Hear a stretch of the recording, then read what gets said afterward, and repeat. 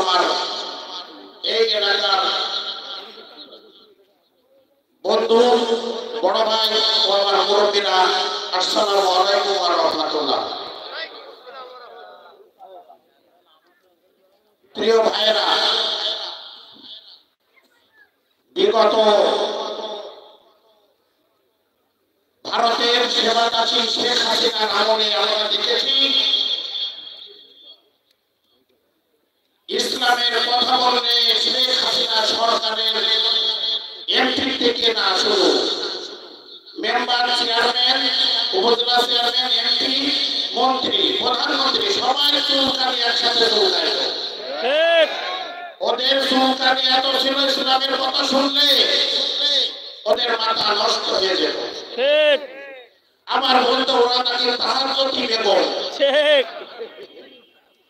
প্রিয় ভাইরা, আমরা ঢাকাতে দেখেছি 5 জন টুপিওয়ালা ইসলাম প্রিয় ভাইরা এক জায়গায় হলে হ্যান্ডকাপ 7টা নিয়ে যাইত। 5 জনের হাতে 5 হ্যান্ডকাপ, আবার জোড়া দিয়ে দেওয়ার জন্য আরো হ্যান্ডকাপ থাকতো। গরুর সান্দানানোর সান্দানাতে হুজুরদের পাইনি। আবার এটাও দেখেছি সকাল থেকে সন্ধ্যা পর্যন্ত রথযাত্রা হিন্দুদের শুরু হয়েছে, শেষ হচ্ছে না। ঢাকাবাসী অস্থির যানজটে, তখন হাসিনার চুলকানি মোটেও চুলকাইত না। আমরা দেখেছি এমন জলসার ভিতর থেকে আলেম ওলামাদেরকে ন্যাক্কারজনক ভাবে অপমান অপদস্থ করে টেনে হিসেবে নামাই যাচ্ছে। উচিত কথা বললে হাসিনার চুলকানি আর থামতো না।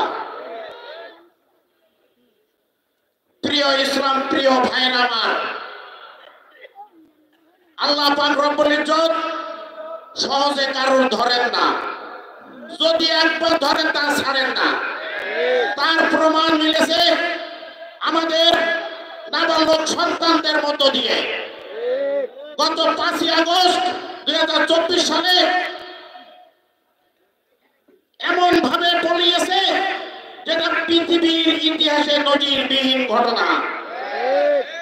এটা দেখে আওয়ামী লীগ ভাইদের ওই দিন থেকে না ঘেঁষট দিয়ে তওবা করে আমাদের সাথে কাঁধে কাঁধ মিলিয়ে ইসলাম প্রিয় ভাইদের মতো আমরা সবাই একসাথে মিলেমিশে দেশে বসবাস করতাম। ওদের এখনো ওদের জ্ঞান হয় নাই। ওরা বিভিন্ন জায়গায় বিভিন্ন কায়দায় ভারতে বসে, আমেরিকায় বসে, চায়না যেয়ে বিভিন্ন কায়দায় চুলকানির মলম কিনে বেড়াচ্ছে। চুলকানি ওদের এই ইচ্ছা, চুলকানির ওষুধ দিয়ে দেবো। ওদের তো যারা ওদের মোনামুটি মরে গেছে ওদের চুলকানি সেরে যাবে।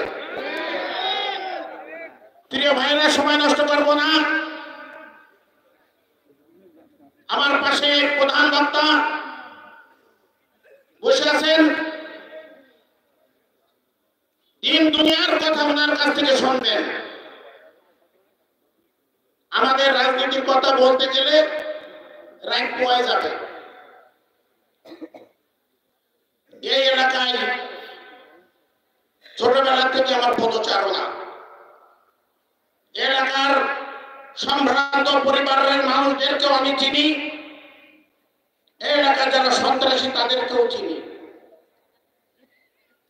আপনাদের কাছে একটুকু বলতে পারি, আমার ছোট ভাই